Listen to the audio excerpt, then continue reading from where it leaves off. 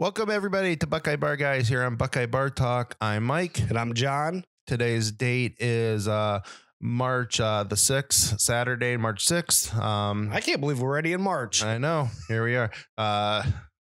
March weather this week. We've had, it's like Ohio is getting into its March feels. We had a couple 50-degree days. We've had a couple high 20s days. So. The sun's shining today, though. It's beautiful out there right now. Yeah, so that's been nice. It's actually been a pretty nice and sunny week. It's just we've had some cold days mixed in with some warm days, so it's it's starting to get that feel. I mean, it's pretty much how March goes around here. This will constantly be it for the next several weeks, where it doesn't know what it wants, and it keeps on changing until eventually sometime normally in April. It just rains for 2 months. And then we get a couple months of rain. And then, in July, it becomes like the devil. Becomes hot as hell. Yeah, that'll be hot then for July, August, September. And we'll finally get our most pleasant weather in the month of October. That's usually how it works. So, yeah, I'm looking forward to that. And that's football season, too. Yeah. Usually in October, you get the best of spring is in October, and then the first couple weeks of November, you usually get your fall. Yeah, that's true. I agree with that. All right. So big show today. We're going to talk about Ohio State had another tough loss in basketball against Iowa. We'll start off the show with that. And then we will get into we have some talk we want to do about Justin Fields. It seems like he's not getting a lot of love, which I can't understand. With some of the national guys. And then we'll move into just some general thoughts on spring practice. And then we will, as we said on our last show, we will finish up. We'll talk about running backs. Maybe not as interesting as the quarterback competition, but it's still pretty darn interesting because there's a lot of question marks right now in the running back room. Yeah, so. There's a lot there. There's a lot there to kind of unpack and take a look at. Yeah, so we'll finish the show up on that. So, let's just get right into it this week. So Iowa, man, this is another tough loss that they had. This is now 3 in a row. They finish up. They play Illinois tomorrow. That will finish the season. Right, it is tomorrow. It's not today. It's tomorrow. Yeah, that's what I thought. So they'll finish up the season with Illinois, and then you get into the tournament time. So Big Ten tournament will be next week, and then we're a week and a day away from Selection Sunday. So.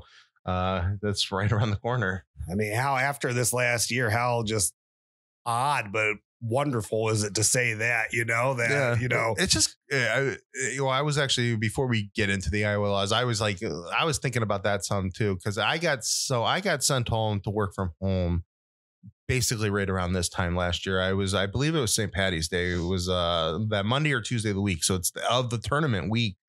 I got sent home, and we just literally just found out that the tournaments were postponed and they were sending us home. I always take off, even though this year it's just going to be Friday because it's the first round is a Friday, Saturday. Normally I always take off work Thursday, Friday. That's always been like my kind of, some years you've joined me and other years you've not been able to. That's just what I do. I like doing it. It's fun. You just sit around all day and watch just a crap ton of basketball, and it's just awesome. And you have a couple beverages to get you by, and it's a good day. Pizza and wings for lunch, and have some adult beverages, and you watch basketball all day for 2 straight days, and it's just. You get to sleep in a little bit. You don't have to get up for work. And I love it. It's a great thing. Last year, and I was just thinking about being like, man, that was, you didn't get that last year. I'm basically coming up on my year anniversary of working from home. So it's just like, now it seems like we're getting the tournament. So it's like, maybe everything is starting to correct itself. So you hope so. I mean, you're right. This is about the year point though. So, cause it was the first day of the Big Ten tournament that it all got kind of canceled, right? Yep. So pretty much this coming week is when, And at first it was I think it was postponed, and then it was indefinitely postponed, and then it was eventually just outright canceled. It was just, I feel like that was all within 2 hours. Though. Yeah, it didn't take very long once the dominoes started falling. Yeah. So I hope so. I hope it starts correcting itself. Yeah. I mean, everyone, I want you all to be safe out there, but I'm ready for things to start going back how they were. So, it's just start with the basketball tournament. If they give us the basketball tournament, then everything.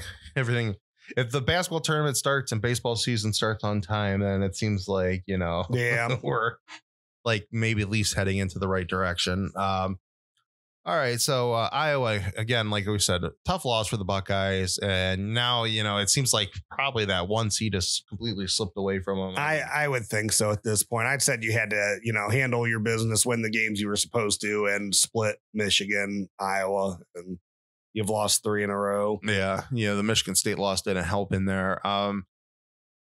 Maybe they started getting that, letting that get into their head a little bit. I know they'll, especially when you saw against Michigan and then Iowa, they're just getting dominated on the board. So these teams that have legitimate 7-footers, they're just killing them right now. I'm not sure. I'm not so sure it's that they were letting things about being a one to get to their head. I think they just don't match up well against 7-foot. That's what I'm thinking about too. It's just, there's ways you can play 7-footers, and it's just, I don't know that they're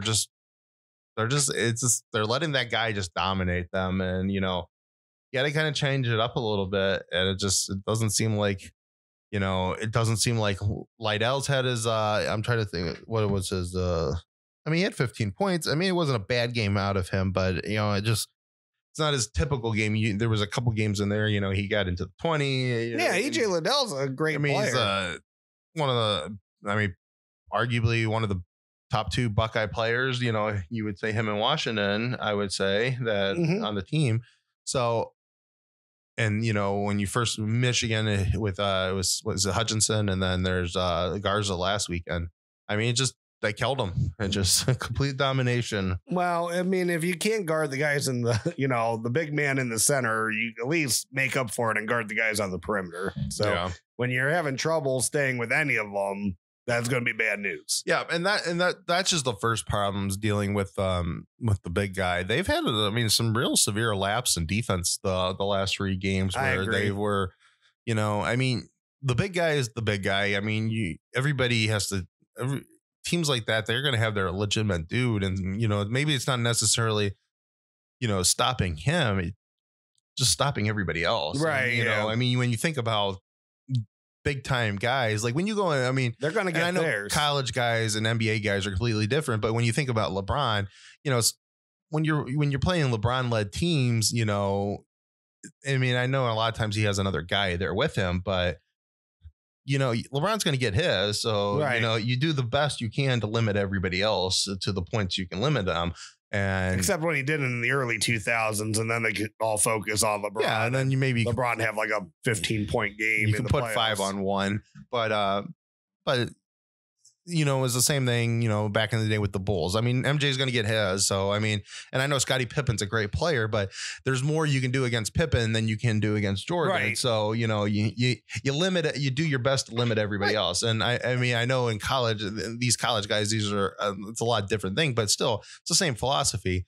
Garza's going to get his. So just make sure nobody else is make sure it's not easy for anybody else to get theirs. You do got to make it challenging for Garza to still get his. Like, you got to give him something in the way to try to stop him. Exactly. Because if you're not matching up at all there, you got to shoot lights out then.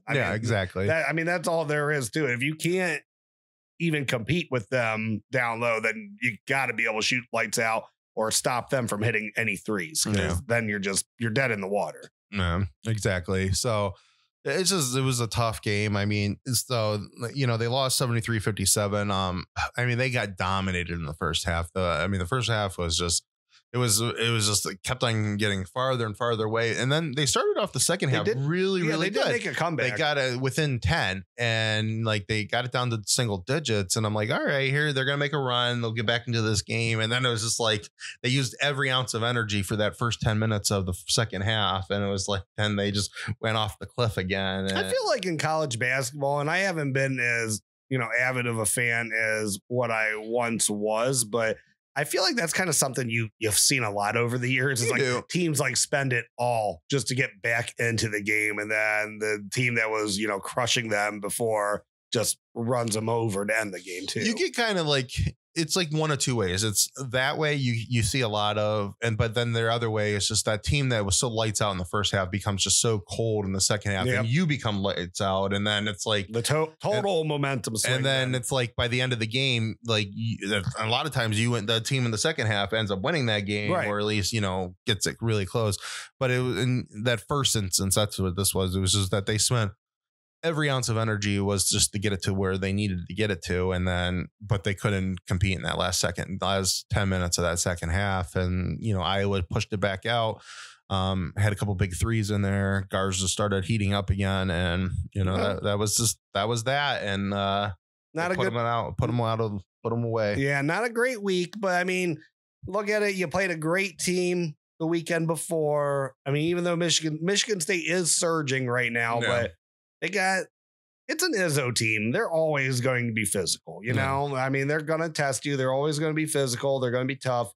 And then you had another good team at the end of the week. So it was a very hard stretch for a week. Of course, come playoff time, though, you're going to get that. Yeah. So you got to be ready to deal with it. Yeah. And this would be the type of schedule you'd almost think you'd want to finish with this type of schedule. I mean, I know Michigan State isn't the Michigan State of old, but when you think of how good Illinois is doing this year, so if you have your end of year stretch is Michigan State, Iowa, Illinois, and that's your final 4 games to get into the tournament, I mean, you should relish something like that. Yeah, that's a tough stretch, but I mean, if you can go 2-2 on a stretch like that at least gets you ready to play tournament level basketball. And I mean, they looked phenomenal in my opinion against Michigan. Michigan's height, and their front court defense pushed it away from them at the end of the game, but it was a back and forth game for most of the game there. This was not that. That's agreed that Michigan, they did look good. I mean, they got to a point where they just, they couldn't do what they needed to do to beat Michigan, and Michigan there was no answer for Hutchinson down low. So if that's going to again be the situation, you got to guard the guys on the outside too. Yeah. And I mean, if Michigan shot the way they did in the first half, in the second half, they would have won by a hell of a lot more. Yeah, exactly. That's true too. And so I mean, tough loss in here. I'd like to let's get some good momentum going into the tournament and beat Illinois tomorrow. I think if they could do that, at least they start feeling good about themselves again. And and Illinois needs the win right now, and this is all about seeding to them. They could push for possible first seed with how good they've been. I mean, that it's an important game, and how they finish in the tournament's important. So, we'll see what happens. Again, I love this. I mean, I love this time of year. I mean, nothing's better than just fall because that's football season. I love the NFL. Sure. I love college. I watch the Browns and the Buckeyes, and we have 4 TVs around us right now that where we have games on everywhere. That college football Saturday is great, NFL Sunday's pretty freaking fun too, and it's just those are good weekends. But this time of year, it's just something different. I mean, you got just it's like because you got the free agency period and the combine and spring practice. So it's literally you got all your sports kind of converging on each other. And so, hockey and the NBA are both, pushing for, you're getting close to playoff time for those sports. Baseball is right around the corner, where spring training's already begun. And then you got March Madness. And then, so I love this time of year. So, I mean, and that was one of the hardest things about last spring is that this time of year is one of the two, in my opinion. And it's like this time of the year and right in early fall when you have baseball finishing up and football starting, and you got the, basketball and NHL is just getting ready to come back. So it's like those September, October, and this time of year to me are the 2 best sports times of the year. Yeah. And so that's what kind of sucked about last year is just that really sucked about last year is just that. So I'm really looking forward to this. I love watching March Madness and watching some of the other sports that go along for this time of year too. So looking forward to the start of the tournament. I hope the Buckeyes, I'd love to see them win tomorrow. Finish strong in the Big Ten tournament and then make a good run in the NCAAs and see where the chips fall. Yeah, I think, most important thing, of course, I want to see a win against Illinois, get things back on track, but you got to keep your head up. You got to be able to respond to these punches. Even if you lose again tomorrow, you're not going to be knocked out of the tournament. No. So, at least show well in the Big Ten tournament. If you do lose tomorrow again, hopefully you don't. And then just get your head back up and do what you have to do in the tournament. Make a good run in there. So yeah, exactly. I mean, I think that's all we can really expect when it comes to basketball. It's not like football. It's not like you're not just expecting a national title, or it's not national title or bust. It's pretty much like Final Four is an amazing year in basketball because I mean, anything can happen. You play so many teams to get there. So just finish strong. I mean, that's it. Just, don't leave it all on the court, of course. And like I said, respond to the punches being thrown. Real quick before we move to the other thing, though, what you were saying about how like last year, how it was just terrible when everything was canceled. I remember, I think it was an Indians versus Pirates game. It was their expedition game. And Katie asked me to feed Jackson, and I saw that game was on. So I took his high chair out to the TV room with me. And she's like, "What are you doing?" I'm like, I could cry right now. I'm watching live sports. Like, this is one of the happiest moments of my life. Like an exhibition baseball game. That's how happy I was to be able to watch that. Yeah. So. I think he was happy to be fed in front of the TV too. Yeah. So no. So yeah, that's like I said, and we'll start here talking about the Justin Fields stuff. But definitely looking forward to, our typical March here. I mean, at least, I know there won't be as many fans in the stands. It's not going to be all around the country like it normally is. It's all going to be in the state of Indiana. But yeah, it's March basketball, and they're going to crown a national championship at the end of it. So we're going to get 3 awesome weeks of basketball here, and and then a champion at the end of it. So that's cool to me. Very cool. Very welcomed. And just real quick before we go into the next thing, because you had said the combine also. So I do think we need to mention that Ohio State did have 14 invitees to the NFL Combine. Of course, it's not going to be like how it normally is. Still everything going on with COVID. But I mean, I'm looking for, if I were to say 2 guys I'm really looking to have excellent Combine, I think Tommy Togiai is going to, show out. And I think Baron Browning is going to make himself some money too. Yeah, I actually agree with both. I don't know how much is I'm assuming Fields is invited, so I don't know how much they're gonna show and stuff, but going into now Fields. So you sent me this thing the other day, it was from Chris Sims, and I forget who the 6th guy was, but so I remember.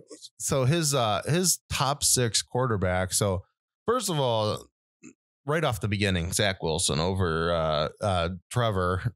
So that's your top 2. And then Mac Jones is 3. And then Kellen Mond. And then you get Justin Fields. So is that how it went? Yeah. I thought so. Mond wasn't in front of Mac Jones. No, okay. Mond is 4 and then Fields is 5. So literally Trey Lance is 6. Okay. Yeah, it's Trey Lance. But first of all, Trevor is the best quarterback in this draft. I mean, I don't. And I mean, we've went back and forth on that, for a couple years, and we've said that we think Justin's comparable to Trevor Lawrence, that Justin's played better, in the head up games. But yeah, Trevor Lawrence is the most complete quarterback in this draft. He is the best one. Yeah. I will argue. I mean, I'm not going to say I watched a bunch of I know BYU was on. It seemed like more than anybody else this year because they actually went out. They played right.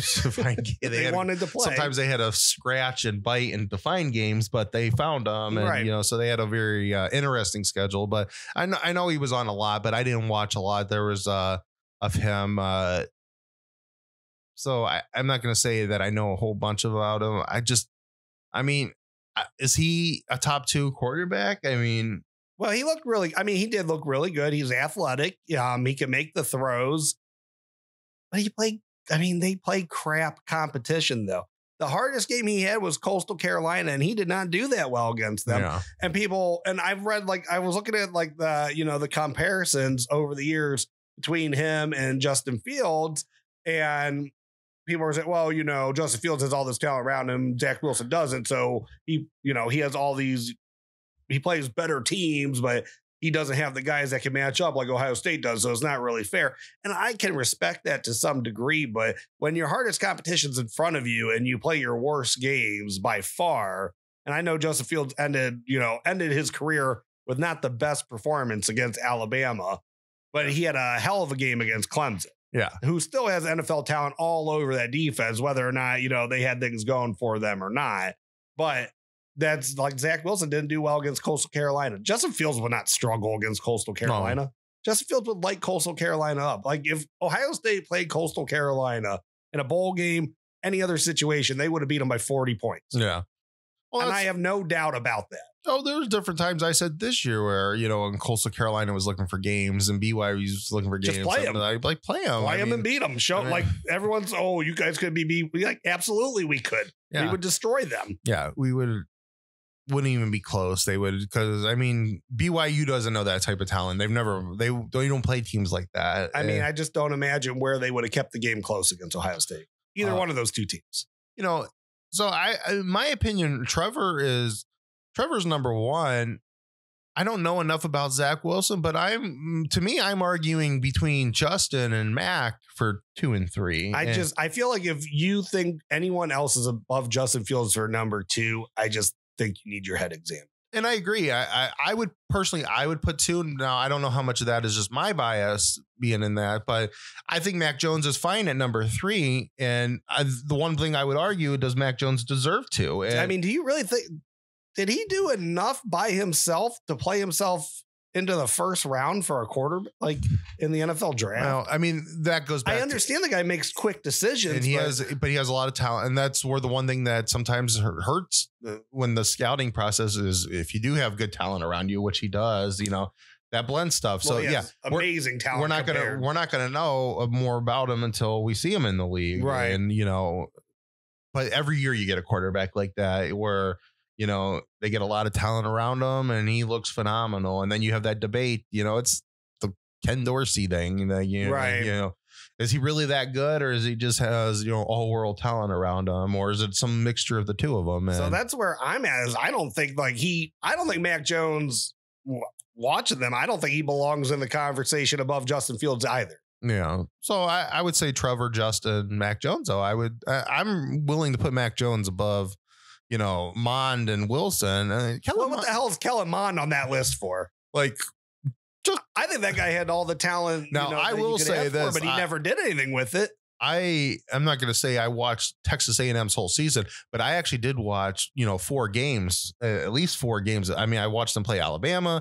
I watched them play UNC. I watched them play Florida. I'm pretty sure I watched them play LSU, and there was at least there might have been another game in there that they were on. I watched them play at different times this year because there was, especially coming down the stretch where that whole debate, should they get in Ohio State? I actually watched them a couple times and, against some of these games, and I didn't see anything that Kellen Mond showed me that had been like, no, they were a good running team. That he's better than him. Justin Fields. I'm like, Justin Fields is a much better arm than him. He's better, better finding open receivers. I think he's a better athlete. And the one thing that maybe hurts Fields is sometimes he holds on to the ball too long, and maybe he's can be a step behind on making a quick decision.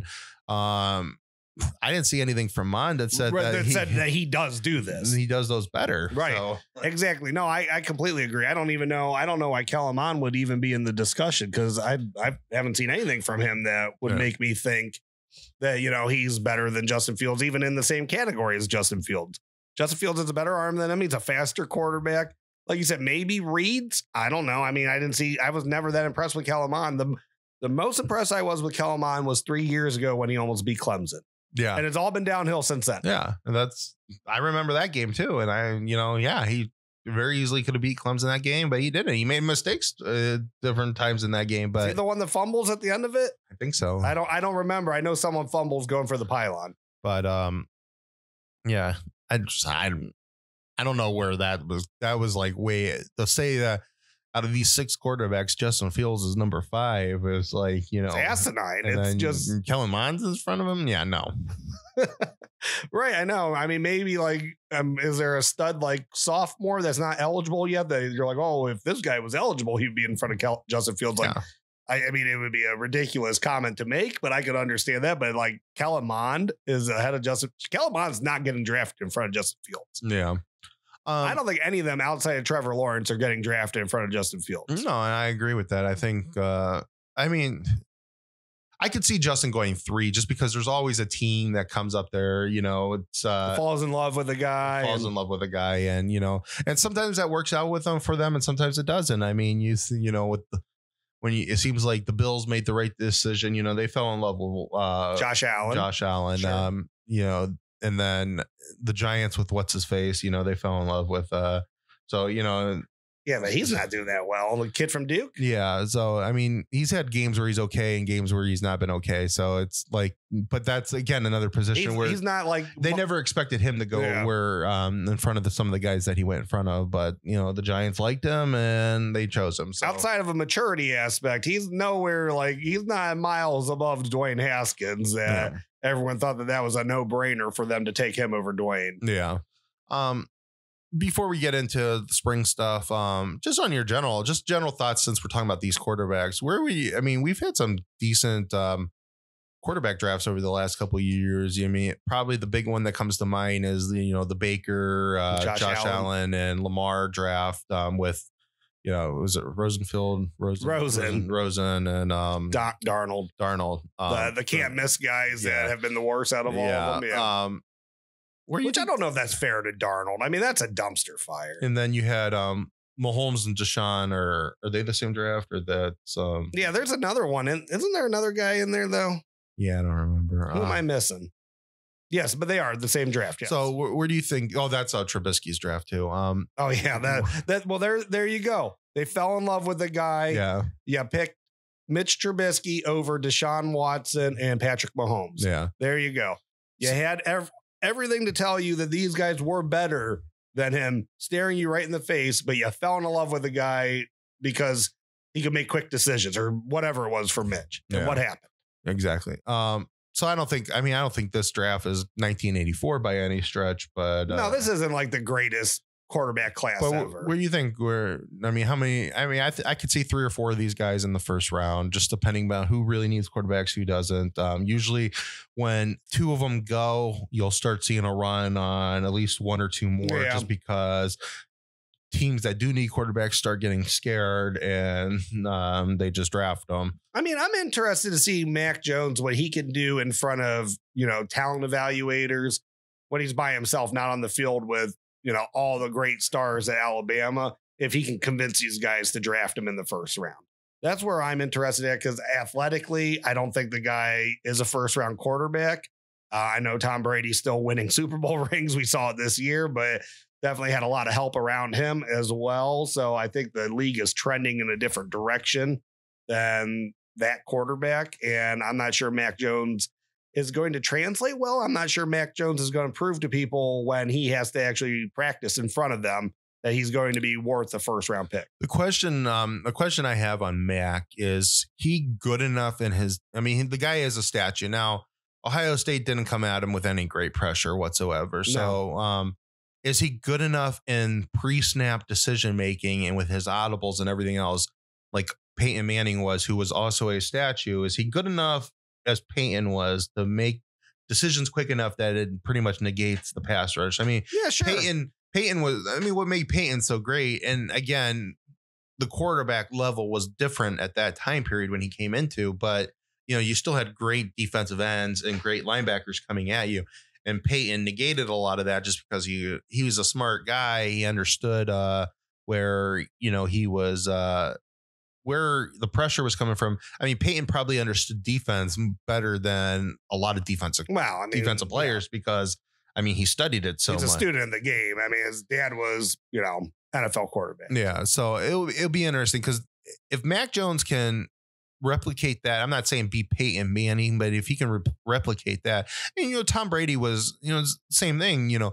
Tom maybe had a little stronger arm than Peyton at different things, but as Tom has gotten a little older and has gotten in that mid stretch when the Patriots started winning Super Bowls again, he started doing a lot more necessarily with his brain than even in those early Super Bowls where, where New England had a different offense. It was a more run oriented offense.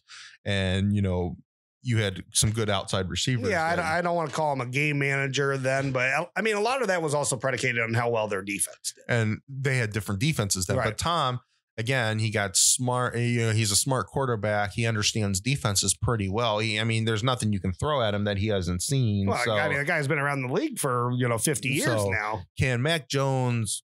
Can he replicate not maybe get to their level, but can he replicate what they do good to be able to succeed in the league? And I think that's what it comes down to. Yeah, I agree. I don't know if he has it or not. And I'm not saying he doesn't have it. Like, I'm not standing here today saying Mac Jones isn't a number or a first round quarterback. He's not going to get in there. I think Mac Jones is going to be a first round quarterback. Yeah. I think he has prototypical size.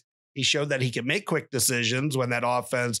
When Jalen Waddle leaves that offense, it changed. It was going that way anyways, but it was all turned to, quick decisions, pre-snap motions, getting the ball out as quickly as you can and seeing what you can do in space. Yeah. And we'll talk more about some of this stuff once we actually get closer to the draft, because I actually kind of want to do a segment or two, maybe in an episode or two, where we talk about I like to maybe break down Urban's thought processes when we get up towards draft time. It's got to be Trevor Lawrence. Everybody thinks it's Trevor Lawrence, but Urban at times is a different dude, and he thinks about different things. And Trevor Lawrence can make the throws. Trevor Lawrence can run the ball, which Urban loves. Hopefully he doesn't run Trevor Lawrence like he ran quarterbacks in college. My knock on Trevor, though, is when, the lights got the brightest, the pressure came on when you were down in games, he made bad throws. Yeah. And I know everybody, when they play better competition, they play worse. It's just how it is. It's not, I can't think of one guy like you had the best defense ever lined up against you, or the best defense playing that season lined up against you, and you did better than what you normally do. Like, that's not a thing. Like, you are going to be challenged more, you play worse. It's just, that's how football is. But Trevor's game dropped off so significantly, and the 2 playoff games to Ohio State and the national title loss to LSU. Yeah. When he got down and he was playing better competition, like, he didn't look that good. Yeah, exactly. At least playing his game. Now, he did things that Ohio State wasn't prepared for, like running a 60-yard touchdown on them. Yeah. Like I said, we'll talk more about that. The one thing, I think the one thing that is interesting, I do think Trevor is the pick, but I'm kind of interested how he views Justin, because he's been around. Granted, I know he never coached Justin here at Ohio State, but Urban's been heavily around Ohio State's program since he's retired. Well, I know. So. I'm sure I can almost promise you Ryan Day is in Urban's ear trying to make Justin the number 1 pick of the draft. Yeah, but so I'm not sure that's going to happen. Yeah, we'll see. Because we'll see if Urban thinks he sees something out of Justin just because he's been around Justin more than experts sees around him, I could see Justin being the top pick. Yeah. All right, so spring practice. We're just going to get into some general thoughts right now, just because spring practice is going to start next week. We'll get into some more specifics as we go on, and then we'll lead this into our discussion on running backs, and we'll do that a little bit every week too. We're going to break down, I think, a group. I think next week we'll do receivers. But so just on spring practice, what are your general thoughts? What do you want to see? Just what do you want to see? Where you think things are going to go? It's nice to see that they'll be on the field. Well, what I want to see, and I don't think I'm actually going to get to see this until football, the actual season starts. What I want to see, though, is the mindset of these coaches, the mentality of these players. When Ohio State lost to Clemson to end the 19 season, it was a no-brainer. They had revenge on their minds. They were the better team in that game. You could say Ohio State really, Clemson started shutting them down in the second half of that game. Of course, that kind of goes in line with J.K. Dobbins hurting his ankle. But Clemson did some things that confused them, but Ohio State was the better team in that game for most of the game. And they got a very, I don't want to say unlucky break, because there were a lot of breakdowns on Ohio State's defense that caused them to lose that game. There were a lot of breakdowns, a lot of too much credit being given to Brett Venables' defense, that they didn't attack that defense more in the red zone, that they settled for field goals.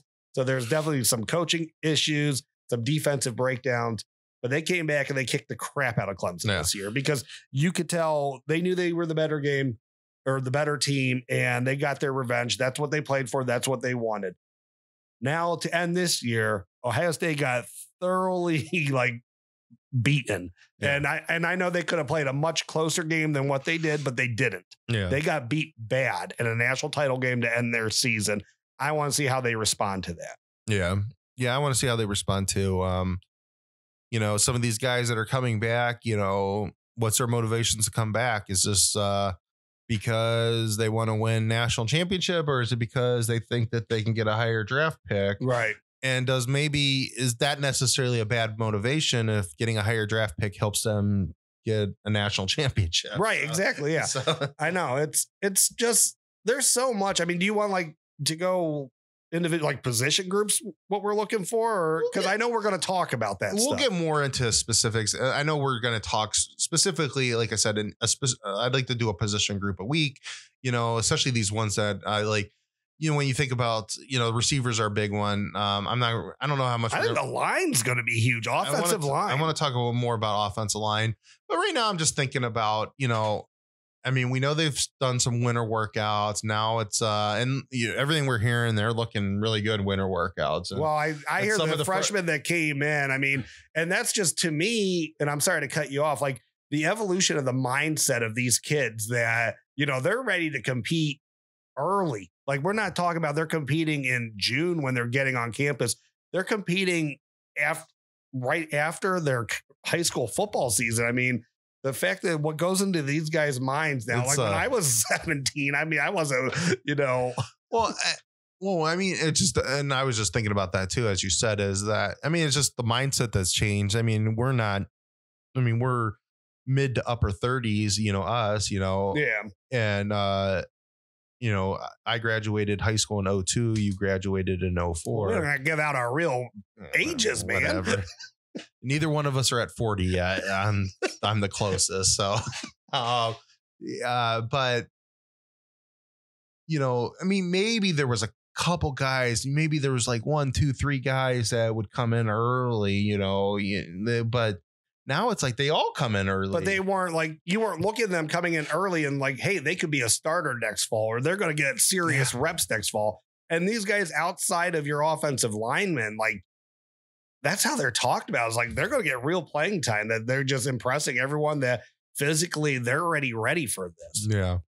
So, yeah, that's just, we've heard good things about Sawyer. We've heard good things about Ballard. We've heard good things about Henderson's out there. Harrison Jr. McCord. All these guys are all of them that you're starting to hear some, which is great. They're still going to it'll be interesting to see how easy it is to get on some of the field. Cause you got some big time players in front of you. Well, and who do they got coming in this summer? What's his name? Donovan Jackson, the guard. Yeah. 5-star guard from Texas, right? Yep.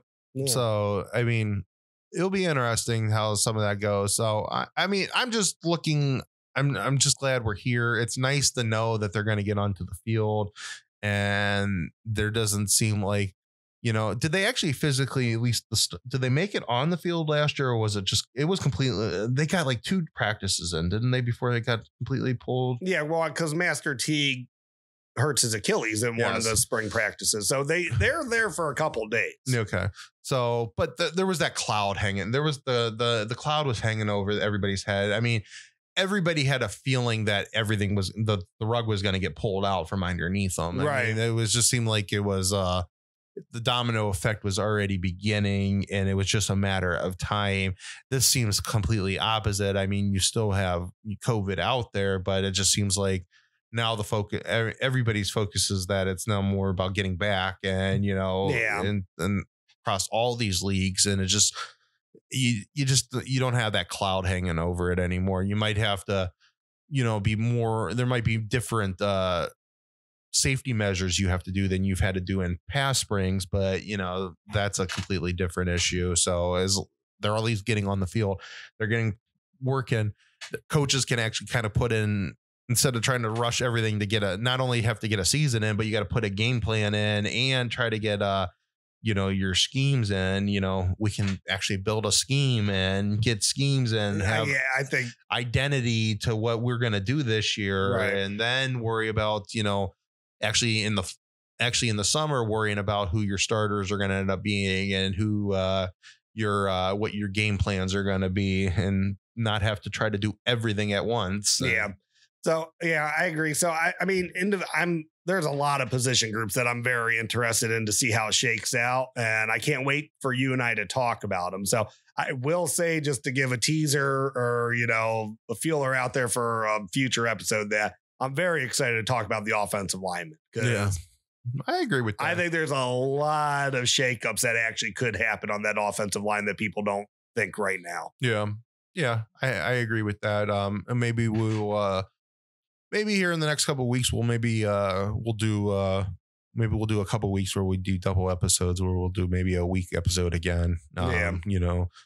Where maybe we'll do that is if we can't do it in studio, we'll do a Skype episode just maybe talk about so that way we can at least get through all the position groups that we really want to talk about. Because I mean, there's a lot of things. There's some interesting things in the defensive line. There's a lot of interesting stuff with linebackers, the secondary. So, I mean, it's not just the offensive side of the ball. There's a lot on the defensive side of the ball too. So, yeah, there's definitely a lot. Who's replacing Tommy Togiai? Who's replacing Sean Wade? Like, these are all questions that need answered. We're going to talk about here in the next episode coming up. We're going to talk about receivers. And, a lot of people I think out there are probably thinking, well, what's there to talk about receivers? You got Garrett Wilson and Chris Olave, sorry. It was like right there on the tip of my tongue. You got Olave and Wilson coming back. CO2, the Chris Olave.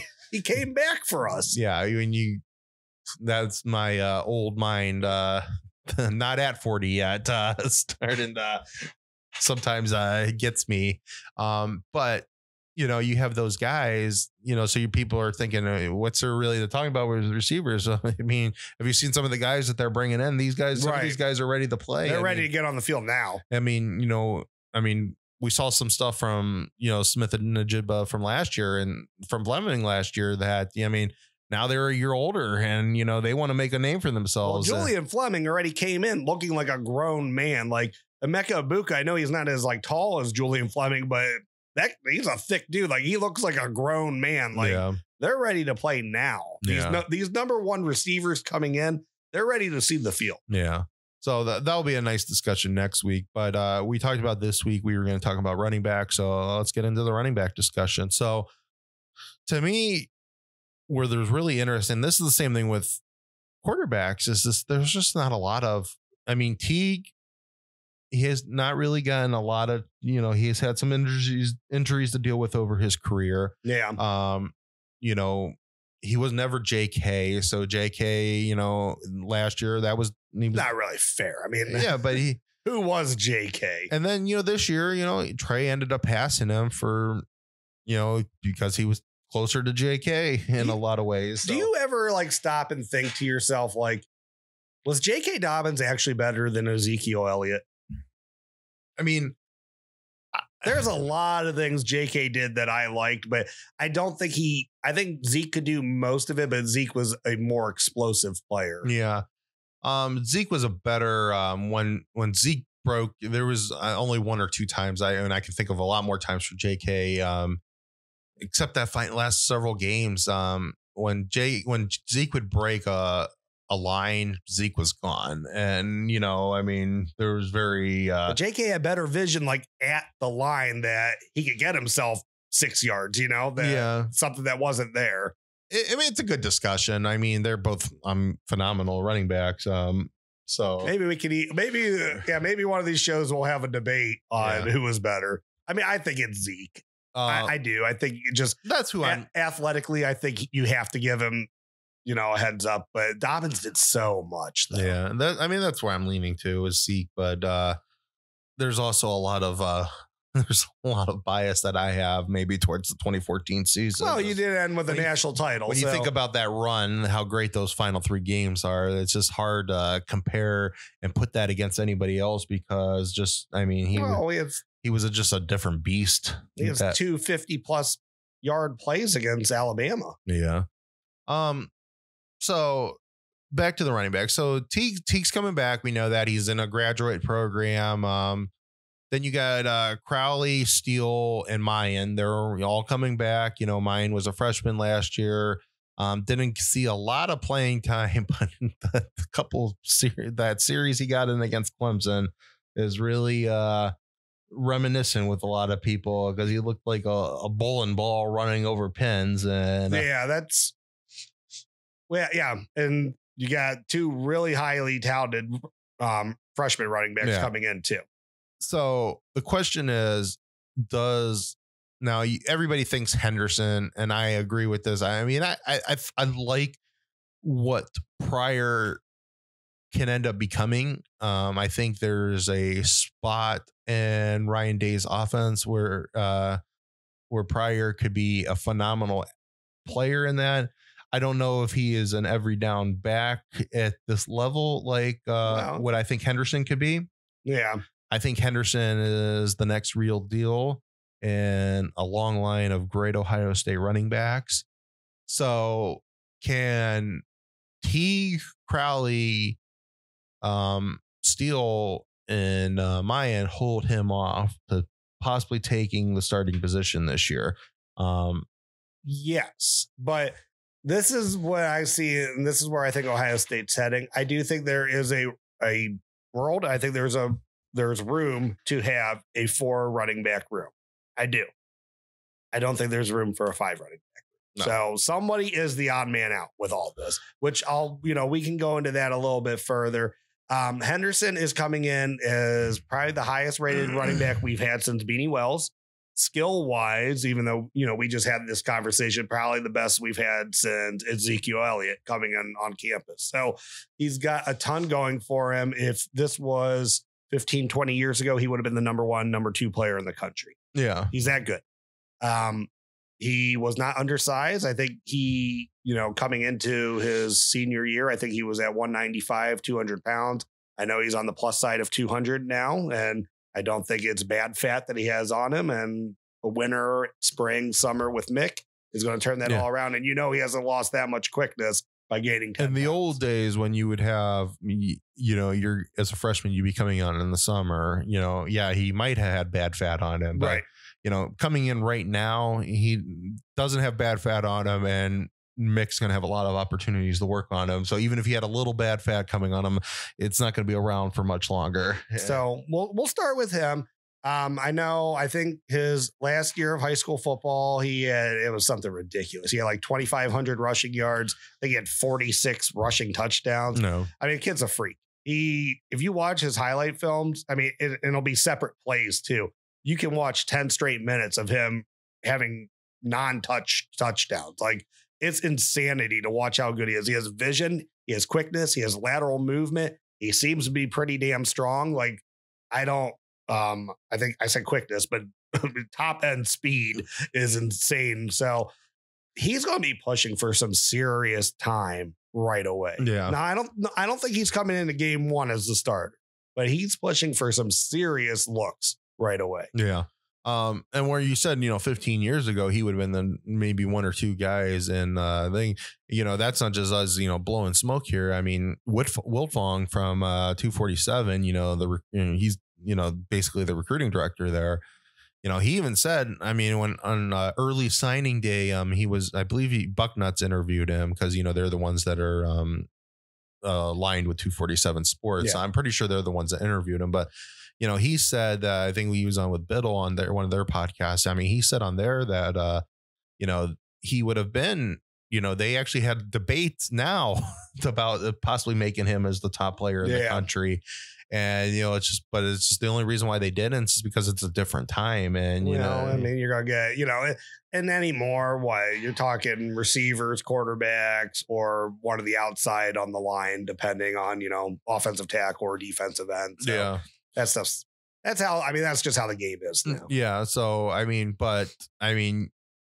if this, like you said, this was 15 years ago, this is arguably, their third, number 1 running back in the country, possibly number 1 player in the country. I mean, Claret and Beanie Wells were right there when they were, when they came into Columbus, and I mean, he's in that group. And I think he does have a real opportunity to make as immediate of an impact as both of those guys did. Yeah, I agree. And, part of me, I know we've had this debate. You're more on the, do you think that he could be the starter by the end of the year? I'm more on the debate. I think he could be the starter game 1. I think he could prove himself early. Now, I'm not saying these guys in front of him aren't good, but I think the coaches have never been completely sold on Teague, and there's some limits that Teague has, and some of the limits are on the coaches too. They don't run an offense that just is conducive to him at times. And well, I think Master Teague, a lot of the issues with him have been that he has not been healthy. I follow his dad on Twitter. I mean, it seems like he comes from a great family. He does. He seems like he's a great kid.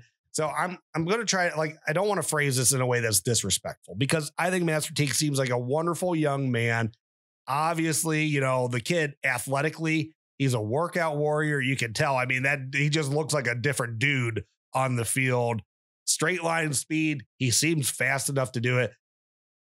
Master, I just don't think he's ever developed that lateral vision that he can see where, what's opening up, that I can go this way and go get 20 yards instead of running into this guy for 4 yards and picking up a first down.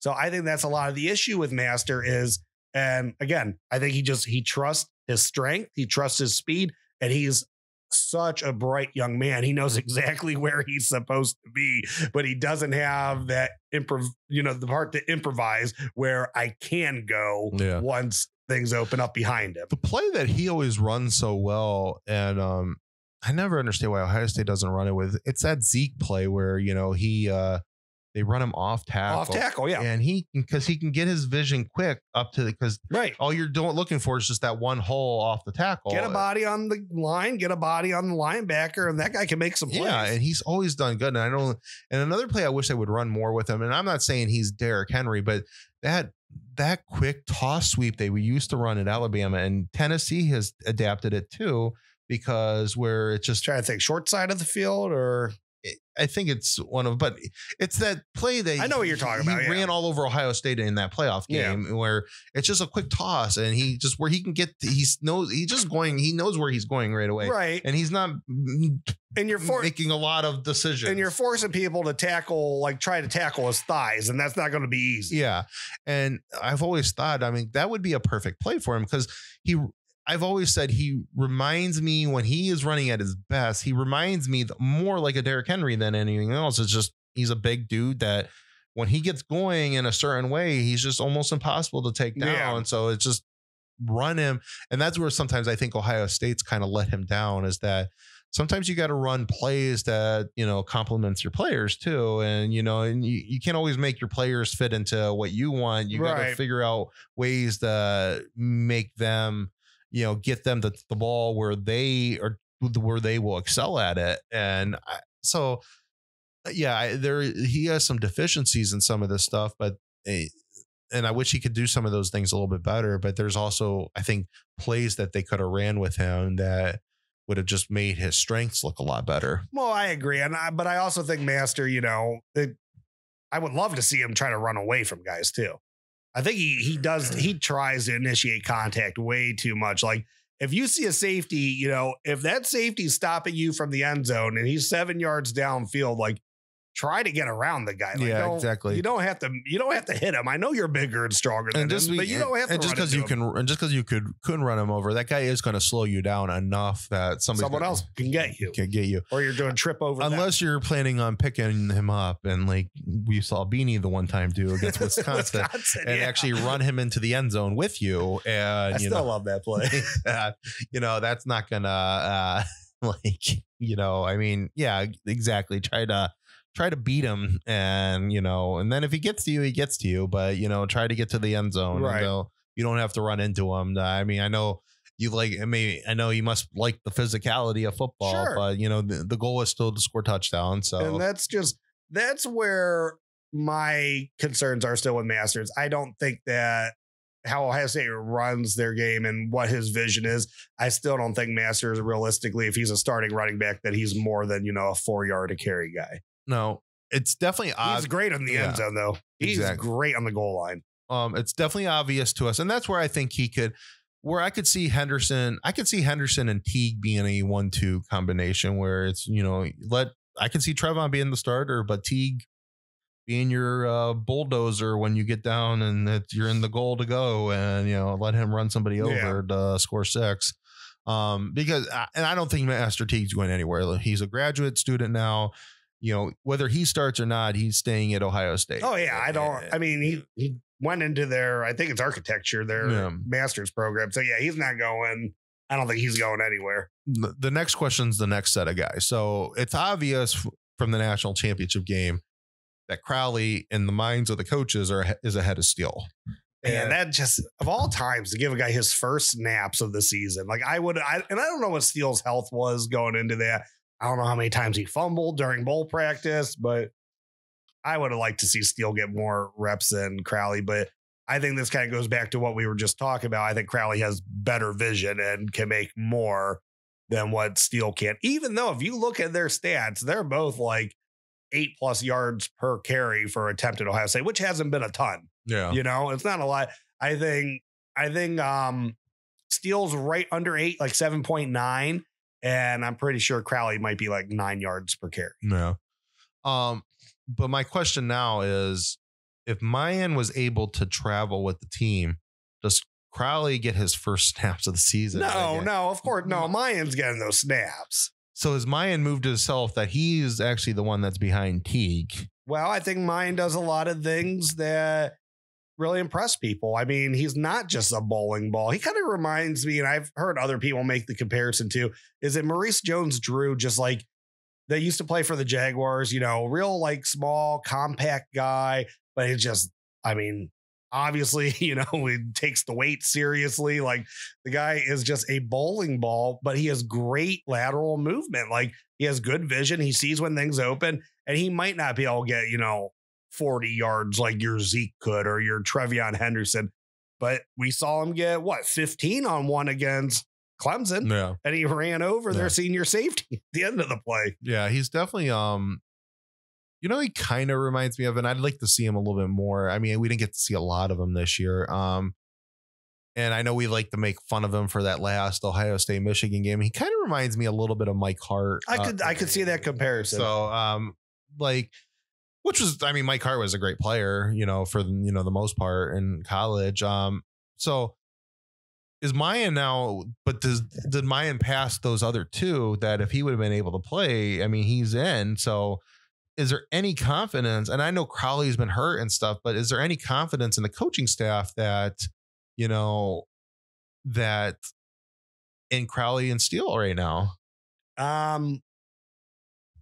I mean, I would say I would think Mayan, and I think at the end of the day, if you gave them, more snaps, each of them, I think Mayan is a better running back than Steele Chambers is. So I do think he's ahead of Steele on the depth chart. And obviously Steele has some fumbling issues as well. But I mean, it seemed like he got put in the doghouse real bad for that. Well, who was the final one? Was it Rutgers early in the season? Yeah. Yeah. So it seemed like he got in the doghouse real bad, never got himself out of it. Mayan went in front of him. I think Mayan's going to stay in front of him because Mayan looked good with the opportunities he had. I know it was only 10 carries, but you got to make the most of the little chances you have.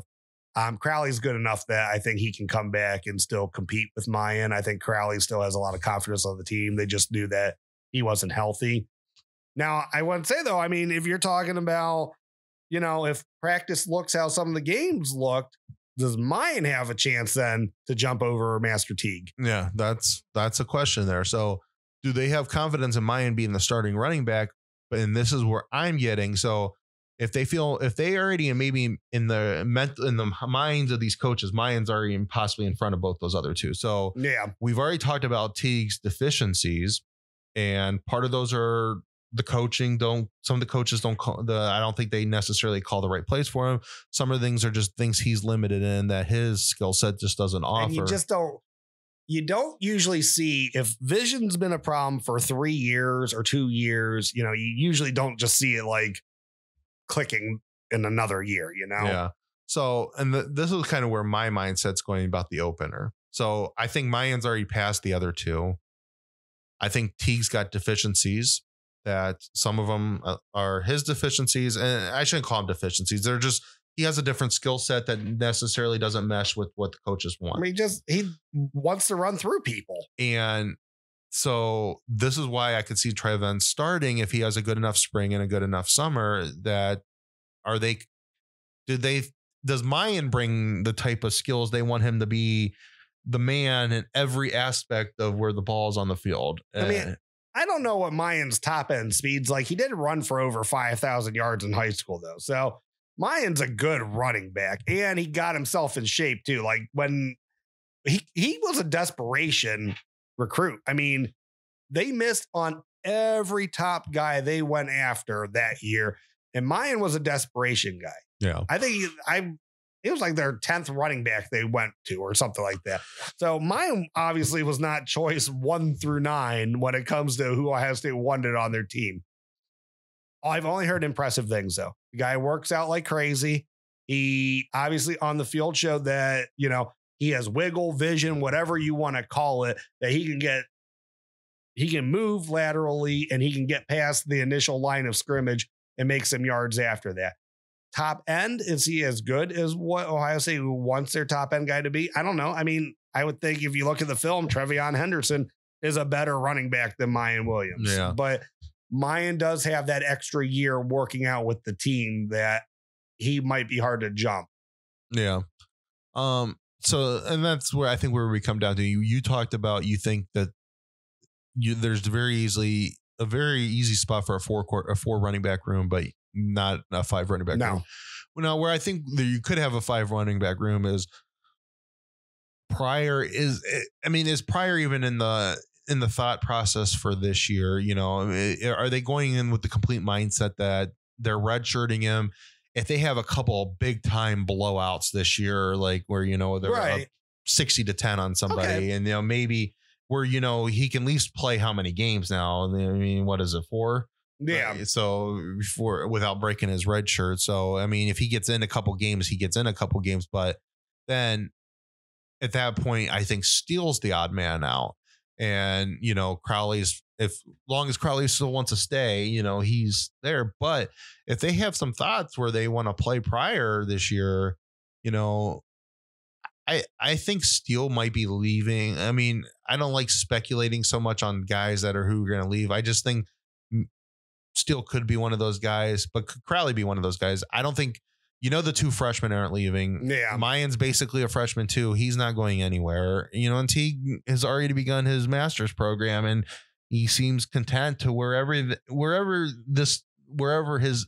Ohio State football career is going to end. That's where his Ohio State football career is going to end. I mean, I'm sure he has aspirations of making a run at the league, but I think he feels confident that he can do that from Ohio State and doesn't need to go showcase himself anywhere else. I mean, that's just where I'm getting the mindset. So if Crowley comes back healthy, and I think we might be getting into the spot now with him that he might be, if he's healthy this year, he might be like, well, maybe it's time for me to go show what I can do at somewhere else so I can make my. Yeah. I mean, because is he going to be able to show scouts, NFL scouts from Ohio State's? Because I think in the mindset of the coaches, I think the 2 guys behind him, the freshmen, not Pryor, with Mayan and Trevion, that probably in the mindset they might already be in front of him. Well, but I think there's room in a spring. I mean, if you look at their film measurables, intangibles, I still think Marcus Crowley could be a better running back than Mayan Williams. Yeah. So I think there is room with a good spring that, he can still get himself as number 2 on that depth chart, or in the future next year behind Trevion Henderson. I don't know, though. I have the same questions you do, because I mean, he was a big time kid coming in. If he realizes, I'm this good right now, maybe they need a running back in Miami, or maybe they need a running back, somewhere in the SEC that I can start tomorrow and I can showcase how good I am for 2 years. And I don't have to split as many reps, or I'm not going to get buried on a depth chart because, unfortunately for me, I was unhealthy. A kid showed up. There was already a starter there. And now we got a stud or 2 coming in. Yeah. So, yeah, I think it's very possible. I mean, like you, I don't want to speculate. I think Steele's definitely a man on the transfer list, though. Yeah, I think Crowley. I think they can. And I think they can get Crowley on board to stay. And he does have fumbling issues. I like Steele Chambers. I when he comes in, he runs so hard. I was very impressed with him. He's always ran hard. He's just sometimes when he has to know when to go down. And, I love the effort to fighting for the extra yards. If you're going to do it, you make sure you gotta have the awareness about the ball too, though. Yeah, you got to have that thing tucked so hard against your side of your body that it can't get punched out. So I just think that, he's just, to me, he's definitely the guy that's getting buried on the depth chart. And I mean, because I think Mayan's already passed him easily from the way the coaches seemed like they reacted last year. And I think these are now these two guys that they've brought in. These are the guys that they've recruited. And, so they're, I mean, even though Alford's been there for a while, so technically Alford recruited those guys too. But, this is Ryan Day's team now. These are guys that he approved on. And, I mean, when you look at both Pryor's and Henderson's film, I mean, they're both phenomenal. And what you see from Henderson is he just has everything you want to be at an elite college football program. Just those skill sets. So, all right, you get true 3 deep too. And we're not talking like, JK, Mike Weber split. Like, I always said JK was ahead of Mike Weber on the depth chart for those years. So give me a 3 deep. All right. Who's starting? Who's backing him up? Who's taking garbage time or, getting third next? I think right now, game one, I'm going to Trevion Henderson's your starter. I think I think there's 2 ways to look at it. I think Mayan Williams is the backup, but Master Teague is your dude that's going to get a lot of touchdowns. He is that guy. You get red zone, you get the goal line where he's going to be that pounded in for 6 back. Okay. And that's what I think. And because I think there's a lot of love for Master in the program. They're going to want to keep him there. They're going to want to give him his prestige. But I think Trevion will prove that he's probably a better running back and probably should be the starter. He's just going to have all the skill sets, all the boxes, checked. That is important. And I think they really like Mayan, and that's where I would say that's my guy is. I think what Pryor does well at, he's still a year behind because you still have DeMario in the program. You still have some slot receivers. How long is that guy going to be at Ohio State for? You still have some slot receivers in the program. There's some guys in there that can do a lot of that stuff too. So I think that's another thing that's going to push Pryor a little farther back, but he's going to be right up there next year. Yeah. So that's where I'm going. So I think, so I don't know what happens with Crowley and Steele. I was about to say, so with that prediction, then is there room this year for Marcus Crowley on the team? Mm-hmm. Would he? Should he do that? If those 3 are basically your top 3 guys, and Crowley is healthy, if I was him giving him advice, I would be like, go somewhere else. Yeah, because I would probably tell Steele the same thing, but Steele might be content at that point that he wants to just graduate from Ohio State, and who knows? I mean, I don't want to. Some people are content with that stuff. Some people aren't. It's right. Like, I have a really good thing here. I'll get in when I get in, and possibly, some of these guys, when you get farther in the depth chart, some of them do leave because they want to go to the NFL. That's the ultimate goal, and some of them don't. They just were like, you know what? I won a national championship, and I think these guys can. I would like to say that I'm a national champion. I mean, is there room? And I know he wanted to play running back. Is there always that off chance that you can talk to Steele Chambers about taking his shot at linebacker? I mean, I know the room's going to get muddy again next year. Well, I mean, all depends how these guys do this year, if they stay for the following year or not. I mean, we'll talk about linebackers when we talk about linebackers, okay. But that room's pretty loaded too, right? Even now. After getting rid of 4 of them. Yeah. So, I mean, and the way that they're recruiting, that it doesn't seem like that's going to be dropping off anytime soon. So, yeah. So what would you say? I still want to say Teague, and I know, and I just said all this stuff about the guy that contradicts it. I just don't see them going away from him in game 1, snap 1. So I still think Master Teague's going to be your starting running back. Backup, I'm real interested about that because I think it's going to be Mayan is going to be number 2. Henderson's going to move his way up to 3. I can't see. And the game film I saw, if that guy's still healthy, and I know, like I said, he wasn't undersized coming in. Like, he's up to game speed. He's ready to go. He's got a winter, spring, summer. He's going to work with Mick, work with the team. I don't see how Henderson's not going to at least be a 3-deep running back in game one. And, and that's probably the smart mindset that, we start off against a Big Ten opponent. We have Oregon the following week, make Teague your starter. But I think the eventual I think it's still, to me, I think Henderson is going to show that he is a Maurice Claret, Beanie Wells guy, and that he needs to be the starter. Yeah. That's what I personally believe, but I could easily see yours that let's make him the starter later in the year if he can prove that he deserves to be that guy. But let's just play it safe to start off the year. I mean, he's going to get reps against the ones. Yeah, I think sure he's going to get snaps in those games against first team defenses. And I just think that if the coaching mindset this year was that Trey Sermon was the guy that ran the offense better than Master Teague, well, I think Trevion Henderson is a million times, probably better than, I mean, I won't want to say better, but whatever your Trey had a great year. Whatever your visions of Trey Sermon, though, I think that guy has a much higher ceiling to it. Oh, absolutely. I agree. I mean, like we said, he would have been the number one player in the country 15, 20 years ago. Yeah. So that's where I'm going.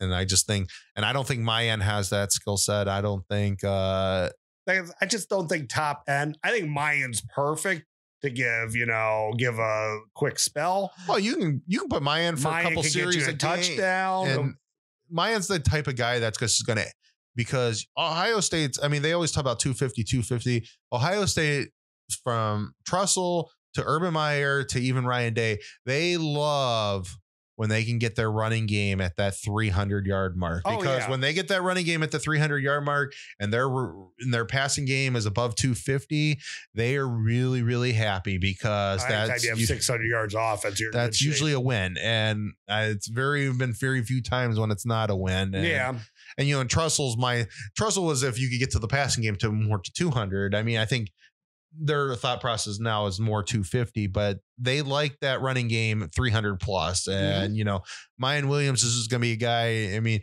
if that dude can get you between 50 and 75 yards a game, maybe 6, right. Yeah. And just keep Trevion, give him the breathers when he needs it. And then, you just put Master Teague down when he needs to plow people over for, a goal line stand, maybe it's 4th and 1. You can't stop the guy on the goal line. I think that's the perfect combination that they're looking at. And that's just where I'm going.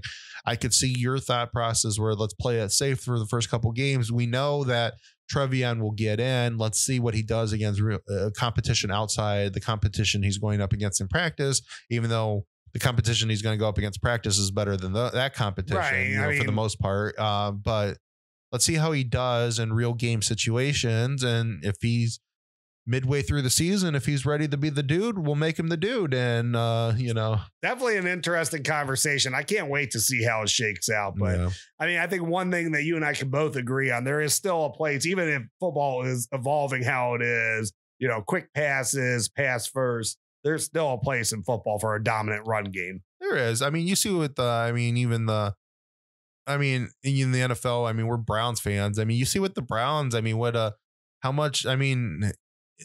it just makes your quarterback better. It eases so many things on your thing. They could have competed with the Chiefs in the competed with the Buccaneers in the Super Bowl. Probably it could have been maybe done better, just because, the Chiefs were a little, it killed them that their tackles were out. That killed them. And, with that defensive line and, but that is what it is. And I think the Buckeyes have proved, it's, Urban Ryan Day, that they all love having a better running game than maybe the future of football. Everybody says, the football is going a different way, but it still seems like the most successful teams are the teams that know how to tote the rock. They can do both, right? And because even if Alabama did throw all over everybody, they had a nice little Najee Harris. Najee Harris is pretty crunch time. And he he finished a lot of games this year for them, and so yeah.